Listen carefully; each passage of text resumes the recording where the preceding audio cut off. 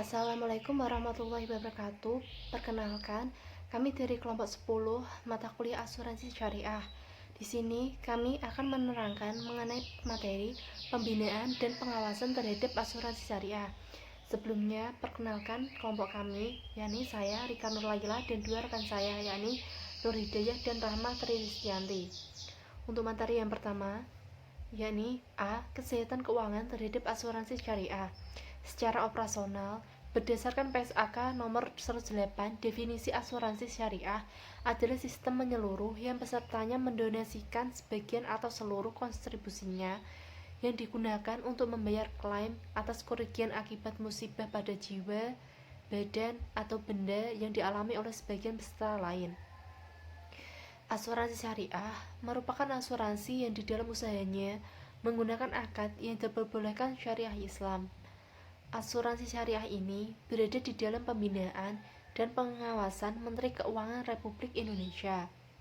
Hal ini berdasarkan Undang-Undang Nomor 2 Tahun 1992 tentang usaha perasuransian yang menyatakan bahwa pembinaan dan pengawasan terhadap usaha perasuransian dilakukan oleh Menteri.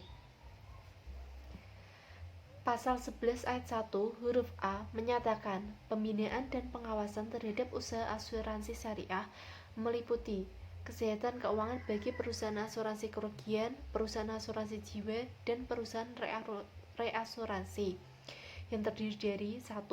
Batas tingkat solvabilitas, 2. Retensi sendiri, 3. Reasuransi, dan 4. Investigasi, serta 5. Cadangan teknis. Untuk materi yang selanjutnya akan disampaikan oleh rekan saya yang lain, yakni Mbak Nur Hidayah. Selanjutnya, B. Pembinaan dan pengawasan penyelenggaraan usaha. 1. Syarat-syarat polis asuransi. Setiap polis harus memenuhi syarat-syarat yang terdapat dalam ketentuan pasal 256 KUHD. 2. Tingkat premi. Untuk melindungi masyarakat luas, penetapan premi harus tidak memberatkan tertanggung dan tidak bersifat diskriminatif. 3. Penyelesaian klaim. Masalah penyelesaian klaim akan menetapkan batas waktu maksimum antara saat adanya kepastian mengenai jumlah klaim yang harus dibayarkan dengan saat pembayaran klaim tersebut. 4. Persyaratan keahlian di bidang perangsuransian. Dalam persyaratan di bidang perangsuransian ini diatur dalam PP nomor 73 tahun dalam pasal 26. 5. Hal-hal lain yang berkaitan dengan penyelenggaraan usaha, pembinaan dan pengawasan seperti tersebut termasuk jenis pengawasan aktif, sedangkan pengawasan pasif dapat diketahui melalui kewajiban-kewajiban perusahaan asuransi. Selanjutnya, saya akan menjelaskan tentang pembinaan dan pengawasan kualitas syariah. Dalam Undang-Undang Nomor 40 Tahun 2014 tentang Perasuransian Pasal 1 Ayat 3. Prinsip syariah adalah prinsip hukum Islam dalam kegiatan perasuransian berdasarkan fatwa yang dikeluarkan oleh lembaga yang dimiliki kewenangan dalam penetapan fatwa di bidang syariah. Dalam upaya pembinaan dan pengawasan kualitas syariah suatu lembaga keuangan syariah, termasuk juga asuransi syariah, dibentuklah DSN dan DPS. Dalam menjalankan tugas, DSN MUI paling tidak perlu melakukan pembenahan dalam dua hal, yaitu 1.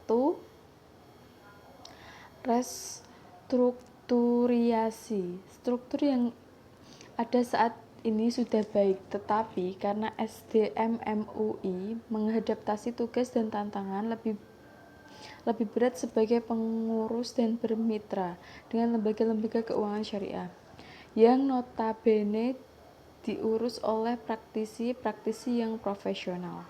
Yang kedua, repositioning sebagai instruksi umat yang berfungsi untuk mengawasi dan mengembangkan ekonomi syariah. DSN MUI harus menjaga kepercayaannya yang diberikan oleh institusi terkait dalam fungsinya sebagai pengawas syariah, sehingga tidak terjebak dalam hal-hal yang sifat material. Sekian dari presentasi dari kelompok kami, kurang lebihnya saya minta maaf. Assalamualaikum warahmatullahi wabarakatuh.